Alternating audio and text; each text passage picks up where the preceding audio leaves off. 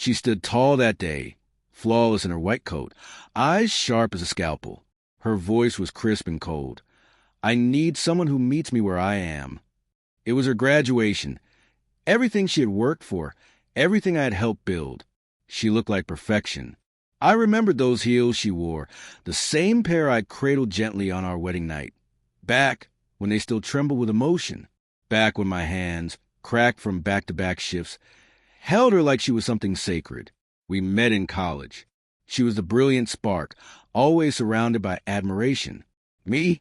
I was the steady presence at her back, not because I lacked ambition, but because I believed in hers.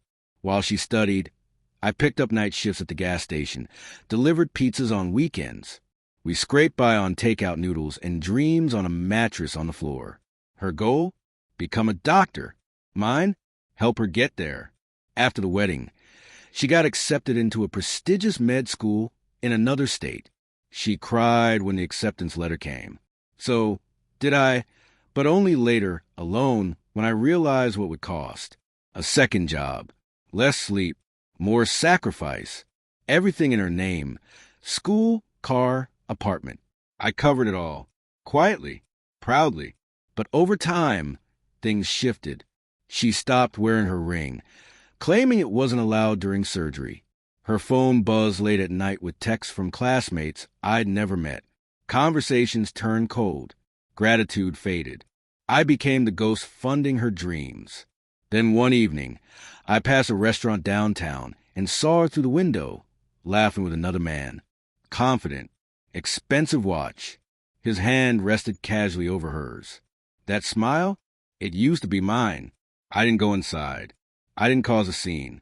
That's not who I am. I'm not the shouting type. I'm the type who remembers. On her graduation day, I stood quietly in the back, wearing the same worn shoes from our wedding. I watched her pose with professors and family. I wasn't acknowledged.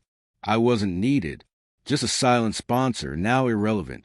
Then came her public declaration, delivered without hesitation. I need someone who matches my level.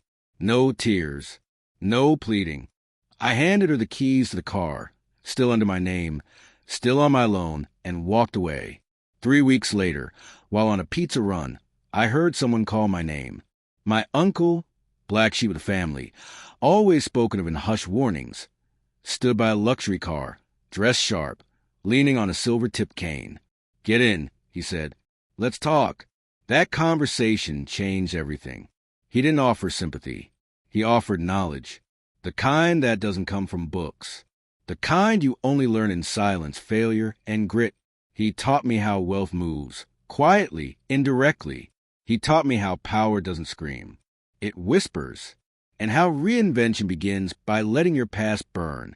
Under his guidance, I disappeared, legally, financially.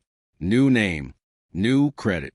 I built a network of shell companies, invested in undervalued assets, rundown building, forgotten tech patents, struggling private hospitals. One of those hospitals? The very place where my ex-wife had just begun her residency. She never saw it coming. Her department fell apart slowly. Budget slashed, vital equipment missing, schedules doubled. She was drowning. Her confidence wilted under the pressure. But I didn't fire her. I let her flounder. Quietly. The final blow came with real estate. Her parents had always looked down on me, saying a real man would own property, provide more. Through a front company, I bought their home, paid far above market value. They took the money and left, never knowing who the buyer was. Then I sent the eviction notice. When she showed up at the gate, makeup smeared, shoes in hand, parents behind her looking lost and hollow, she barely managed to speak. "I'm sorry," she whispered. "We didn't know," her father stammered. I didn't let them finish. "You told me I wasn't enough," I said calmly. "Turns out I was more than you could handle." She tried to explain, said she made a mistake, that she was young, that she didn't realize. But I just smiled, steady, composed. "You built your success on my back. Now you get to watch it crumble." I turned and walked into the house they once mocked as beneath their daughter. The door shut behind me like a closing chapter. They never got the house back. 6 months later, a malpractice suit emerged. Her license was suspended.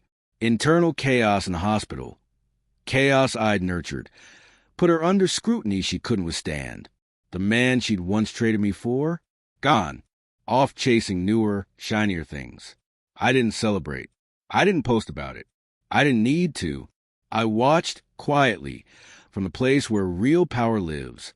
Behind a curtain, out of sight, but always in control. They say revenge should be served cold. They're wrong. It's served in silence when they're unraveling and you've already moved on.